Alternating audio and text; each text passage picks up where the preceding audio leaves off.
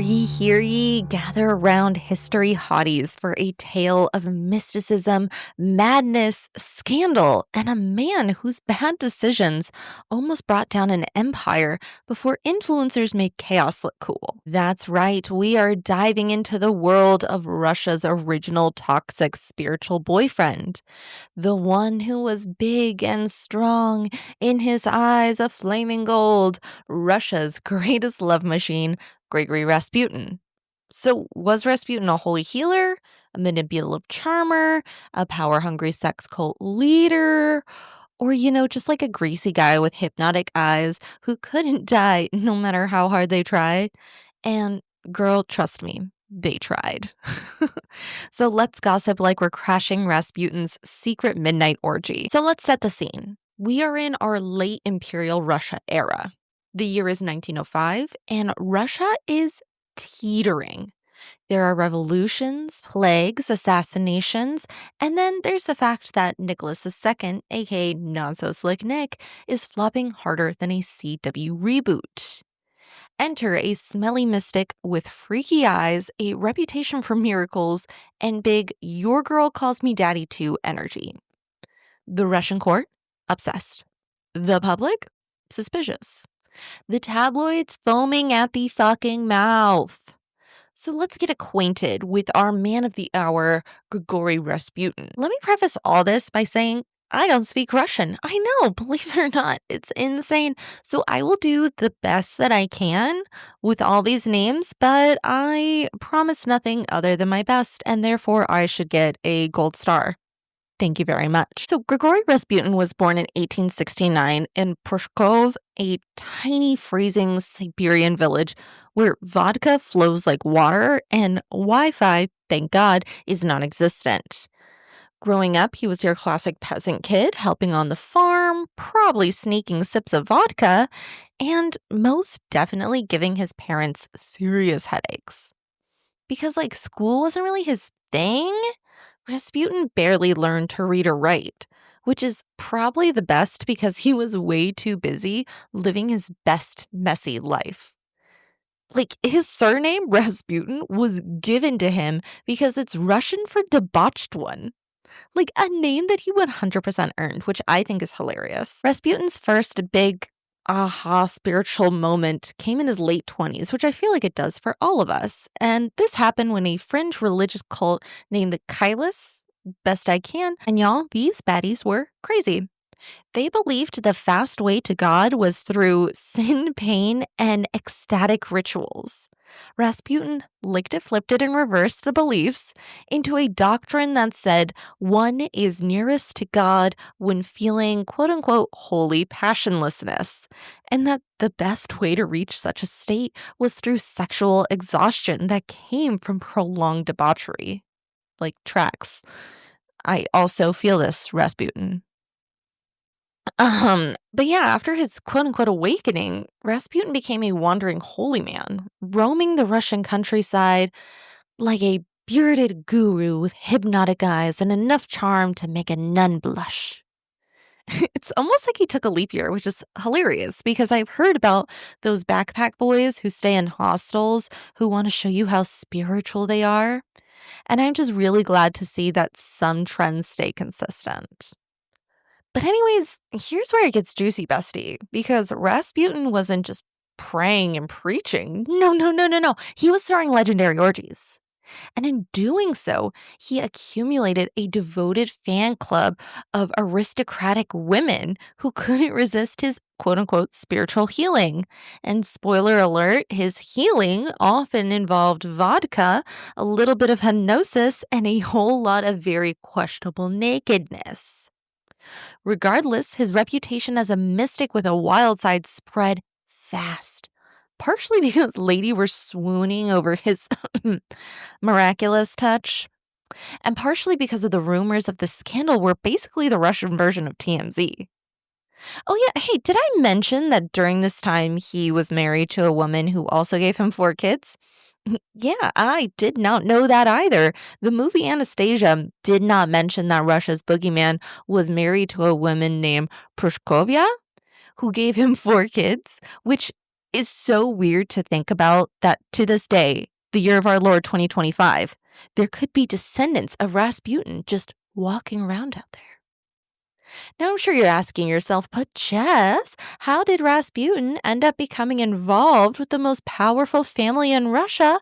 Well, we're getting there, bestie, because Russia's greatest love machine got his big break when desperate whispers about his healing powers reached the palace. Now that we've met the man, the myth, the legend Rasputin, let's meet the other big part of the story, the Russian royal family, who we touched on in episode 2. But let's really take a good look at the family that ended the Russian monarchy. First up, we have Tsar Nicholas II, and this boy was not exactly made for the spotlight. As the last Tsar of Russia, Nicky was a sweet, family-loving introvert stuck in a political pressure cooker. He inherited the throne in 1894 after the very sudden death of his father, Alexander III, who, by the way, was a tough, iron-fisted ruler, and let's just say his shoes were way too big for our 27-year-old Nicky to fit. Nicholas much preferred long walks, quiet dinners, and writing mushy diary entries to his wife over dealing with the strikes and the revolution and his country teetering on collapse. But unfortunately for him, we're in the 1900s in Russia, babe. Like, the vibes were super off. The empire was a hot mess of poverty, unrest, and political scandal. And while Nicholas genuinely cared for his people and country, he made bad call after bad call, like getting tangled in a disastrous war with Japan and later on World War I, both of which bled Russia dry. And when you don't have money, people tend to get pitchfork happy. Next, we have Tsarina Alexandra Fedorovna, born Princess Alex of Hesse. Alexandra was Queen Victoria's daughter, which should have made her a royal A-lister. But when she married Nicholas and became Tsarina of Russia, the Russian public never really warmed up to her. First of all, she was German. Bad timing considering, World War I. She was immensely private and deeply religious. And this all turned into a recipe for disaster when she started obsessing over mysticism and fate. Next, we have the beautiful Romanov daughters, Olga, Tatiana, Maria, and Anastasia, the OG royal girl gang. The 4 Romanov daughters were known as Otma, an acronym of their first initials, because let's be real, even in 1905, girls were branding themselves, and I'm here for it. They were born into a world of tiaras and protocol, but the glitter wore off fast. Raised in royal isolation, they slept on hard camp beds, take cold showers, and were taught to be modest and dutiful. Classic we're rich but pretending not to be type parenting. Each girl had their own vibe, though. Olga was the brainy one, Tatiana was the elegant enforcer, Maria the sweetie, and Anastasia, well, she was the chaotic little gremlin who probably would have thrived on TikTok because let's be real, she's the youngest daughter. Of course she would. Last but not least, we have Alexei Romanov.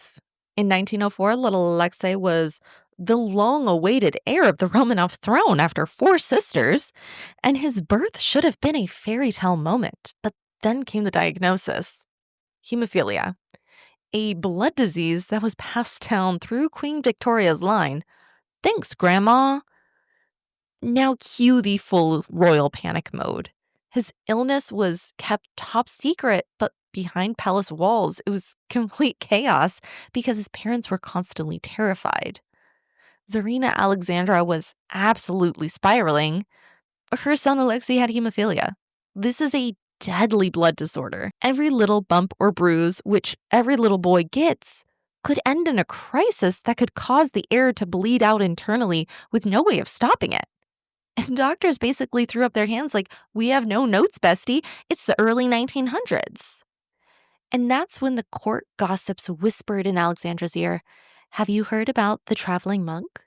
Total weirdo, but people say he has powers. Enter our man of the hour, the messy-haired Siberian spiritualist, Grigory Rasputin. So what did Rasputin actually do? The royal family believed he was serving miracles, but history is a bit more girl math about it, if you're catching my drift. First of all, he cut the aspirin.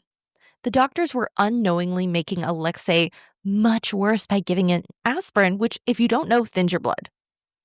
And Rasputin told them to stop, which was like accidentally genius. I don't know if he actually knew what he was doing, but brilliant. Then he told the kid to calm the fuck down because stress makes bleeding worse. Rasputin's chill storytelling and hypnotic vibe soothed Alexei and in turn Alexandra. Then finally, in a wild move, the traveling monk prescribed rest. I mean, instead of medical interventions that terrified Alexei, Rasputin just said, "Leave the boy the fuck alone." Revolutionary. Now, I know what you're saying, Jess, this isn't real medicine or healing, to which I say, yeah, baby, you're 100% correct. But sometimes mental does more than anything an actual doctor can do, which is why you have sugar pills in your birth control. Rasputin set up his own placebo in the Tsarina. Alexandra's faith in Rasputin became positively courageous. Because let's be real, if your mom believes you're gonna live, that's powerful medicine. And then there's the whole timing by chance thing. So hemophilia flares and eases on its own, just naturally. And Rasputin often showed up right when Alexei's symptoms started to improve naturally, which is like perfect for clout chasing. Rasputin also scored points with the iconic telegram incident. TLDR version, Alexei was sick, Rasputin sent a calming "he'll recover" note from afar, and boom, boy got better. Instant PR goals. Like, if Rasputin had a PR manager, they would be like, perfect, my guy. So I don't know about you, but at this point I was doing notes and I was thoroughly confused how Rasputin went from healer to having all these powers in court. Like, Alexei's miracle recoveries turned Rasputin from a weird party trick to a full-on royal obsession. Because to Alexandra, he wasn't just a healer. He was the guy. Her hotline to God. And once she trusted him with her son's life, she started trusting him, well, with everything else. Alexandra was painfully shy, a foreign-born royal in total isolation, and Rasputin filled every gap for her. No, you got a dirty mind. That is not what I meant. I meant he was a therapist, spiritual advisor, political whisperer, and that's kind of why things got messy. Because Rasputin didn't just sit quietly in the corner being holy. No. He saw the opening and walked right up to the VIP section. Soon he started whispering in Alexandra's ear about who should get government jobs, who should be fired, and who was plotting against them. And weirdly enough, it was always somebody who didn't like Rasputin. So weird. So when Nicholas II went off to play soldier in World War I, he basically left Alexandra in charge. And through her, Rasputin was suddenly co-ruling Russia. Ministers with actual experience got the boot while his own drinking buddies and yes man took over key roles. The empire was crumbling under war and food shortages, and Rasputin was out here handing out cabinet positions. It's like letting your chaotic friend pick your fantasy football team, but it doesn't end the way that you think it will. So Alexandra saw him as her family's savior, while everyone else saw him as this peasant con man wrecking the country from the inside out. And honestly, they weren't entirely wrong. Rasputin went from healing Alexei's blood to bleeding out what little legitimacy the Romanovs had left. And you know that the Russian press was losing their collective minds over Rasputin. Imagine TMZ, Daily Mail, and Bravo reunion episodes all wrapped into one, but make it 1910s Russia. On paper, Rasputin was supposed to be a holy man, a spiritual advisor, like a priest for the Romanov family. But the tabloids had a field day, painting him as the total opposite. A drunk, a sex addict, and a manipulator with more power than the actual czar. Every time he popped up in politics, suggesting ministers, getting rivals fired, it was front page scandal fuel. Cartoonists drew him as an octopus with tentacles wrapped around the royal family. Others sketched him as a demon with glowing eyes, like OG creepypasta level. He wasn't just controversial, he was memeified before memes were even a thing, which is kind of hilarious. And then came the rumors about his, let's say, after-hours activity. spiritual healing sessions that ended in quote unquote private prayer circles, all night benders at seedy clubs, orgies with society women who swore he cleansed their sins away in a way that church definitely wouldn't approve of. One journalist even dubbed him the Holy Devil, which band name called it. For conservatives, Rasputin was proof the monarchy had lost the plot. For radicals, he was propaganda gold. Like, if this man is whispering in the Empress's ear, then of course Russia is falling apart. And to the everyday Russian, it was juicy gossip. Because nothing says the empire is collapsing like the Queen's BFF being painted as a drunk sex wizard in literally every single newspaper every single day. So let's just say the newspaper had done their job. They turned Rasputin into the hottest scandal in Imperial Russia. Cartoons, caricatures, the daily gossip made him look like a walking hazard to the monarchy's reputation. Once the aristocracy stopped laughing and started panicking, the conversation flipped from, is he gross, to, ooh, how do we make him vanish? So here we come to attempt number 1. I want you to picture it. It's 1914. We're in Siberia. Rasputin is back in his hometown, fresh off the imperial spotlight, and the vibes are, let's say, tense. Everyone's whispering like he's a walking tabloid headline. Holy man, healer, scandal machine. Enter Konya Gusav, once a devoted follower, now turned ex-fan. Think superfan gone rogue, like with a hate Twitter account.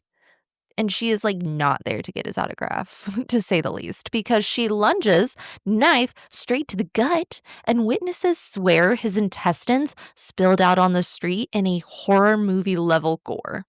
Yuck. Here's the kicker though, my guy. Rasputin, that fucking crazy bastard, didn't die. Doctors literally sewed him back together again, and he's out here like, God's will can't kill me, bitches. Obviously, the tabloids, eat this up. The faithful see it as a miracle, and his enemies start calling him the devil himself. Oh, and Rasputin walks away with even more fucking clout. Like a Siberian remix of You Can't Get Me, bitch. So instead of ending the Rasputin saga, attempt number 1 gave birth to a new myth. The man who refused to die politely. Next, we have attempt number 2, which we'll call the main event. By 1916, the Russian nobility was done playing nice. They were sick of Rasputin crashing the monarchy like your messy friend who overstays their welcome at brunch. Solution? Stage the most chaotic assassination plot in history. Now let's introduce what I like to call the murder crew. First, we have Prince Felix Yukpov, a filthy, rich, eccentric, married to the Tsar's niece, and Rasputin's hashtag number 1 hater.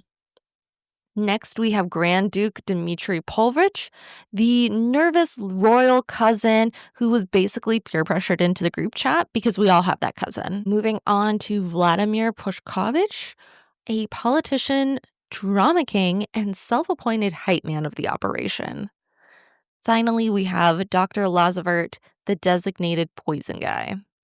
So here we come to the night of nights, December 16th, 1916. I mean, the plan was simple. Poison party done. Yusupov lured Rasputin to his palace with the promise of meeting his wife. And spoiler alert, she never even came down the stairs. Instead, Rasputin got a full spread of cyanide-laced wine and cakes. Here's the problem. Rasputin went at it like bottomless brunch at the Cheesecake Factory. The same as how I feel. Just plate after plate, glass after glass, and nothing. Not even a tummy ache, which is more than can be said for me because I get a tummy ache if I think about Taco Bell for too long. Understandably, everyone in the murder squad was losing their fucking shit and sweating bullets, and so they did a pivot. Plan B was a revolver. Yusupov grabbed a gun, shot Rasputin in the chest. Rasputin collapses, and they're like, oh yeah, we did it from upstairs. But jump scare, Rasputin stood back up. He's bleeding. He's wheezing. His eyes are locked on Yoshpov like Michael Myers in a fur coat before he runs into the snowy courtyard trying to make his escape. Pushchev panicked, shot him in the back, and then again in the head, and Rasputin finally went down for good. So then the crew went into cleanup mode. They wrapped his body in a rug and dumped him into the icy Neva River like it was last week's garbage that smells just like a little too much from your Indian food that you had takeout for. But I mean, this was not before they went full Lorena Bobbitt and castrated him. Yes, I said castrated him. And then, poof, just like that, the unkillable monk was finally dead. Or was he? Because the autopsy drama only made him more of a legend. When Rasputin's body was finally fished out of the Neva, the gossip mill, she was a feral. The autopsy, no cyanide in his system. Either the poison was expired or the whole cupcakes of death story was just Felix Yospov adding flair for the tabloids. Total drama king. Rasputin was 100% finished off by the gunshots, not drowning. That didn't stop the rumors from flying that there was water in his lungs, which meant he outlasted even bullets. Because, God forbid, this man just die normally. The murder crew thought they cleaned up the mess. They thought everyone would be like, yeah, murder crew. But Nicholas II, he said, no, my guy, exiled. Alexandra? Oh, bitch fully unraveled. She was convinced that Rasputin's death spelled doom. And honestly, she wasn't wrong. Within a year, her and the Romanovs were executed. Even creepier, Rasputin himself called it. He supposedly said, if I'm killed by nobles, the Romanov dynasty will fall within 2 years. Spooky as fuck. So instead of saving Russia like the murder crew initially thought, they just gave history one of its biggest, juiciest plot twists. Rasputin the man was dead, but Rasputin the legend, oh, he lives on eternally. So what do we do with Rasputin? Was he a holy healer? A fraud? Or just the messiest +1 in Russian history? Because let's be real, the answer is yes to all the above. He slithered his way into the royal family through Alexandra's desperation, milked that influence for all it was worth, and turned the Russian press into his personal tabloid circus. He drank, he partied, he preached, he maybe hypnotized a hemophiliac, and he definitely scared the hell out of half the nobility. And when the nobles finally said enough and staged the most dramatic murder plot of all time, they didn't even kill the legend. They just fed it. Rasputin went from a scandalous monk who could have faded away in obscurity to a mythical monster practically overnight. His death didn't save the monarchy, it foreshadowed its fall. Like I said, within a year, Nicholas and his family were gone. Russia was in revolution, and Rasputin was immortalized as the man who wouldn't die. Basically, Rasputin wasn't the downfall of the Romanovs on his own, but he sure helped set the stage and then took over the whole show.